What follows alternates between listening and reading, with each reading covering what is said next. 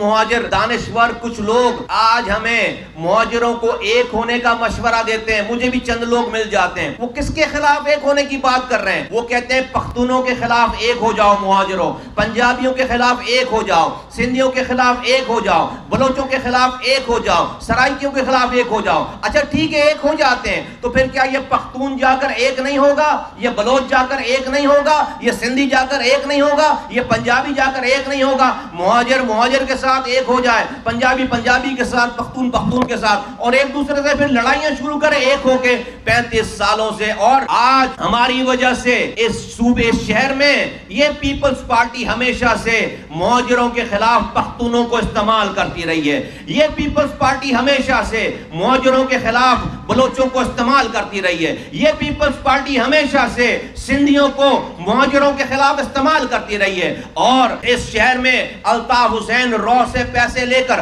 مہاجروں کو ان تمام قوموں کے خلاف استعمال کرتے رہے.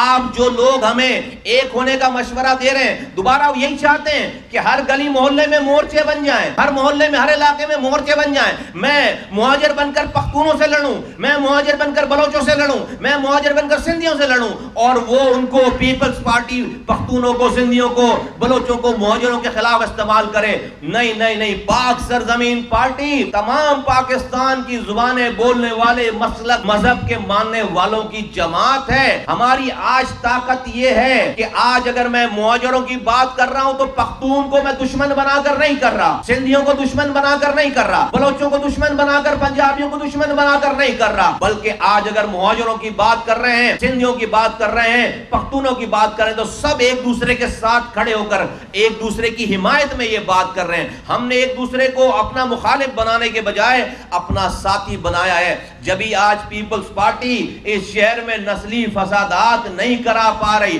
میں مہاجروں کو آواز دے کر کہنا چاہتا ہوں, یہ جو تم ایک ہونے کی بات, ہاں ایک ہو جاؤ, مہاجر ایک ہو جائیں, سارے آ جائیں میرے ساتھ ملیں, جہاں پر پختون بھی ہے, سندھی بھی ہے, بلوچ بھی ہے, لیکن صرف مہاجروں کی الگ اکائی ہو جائے تو بھائی پختون بھی ایک ہو جائے گا, سندھی بھی ایک ہو جائے گا, پنجابی بھی ایک ہو جائے گا.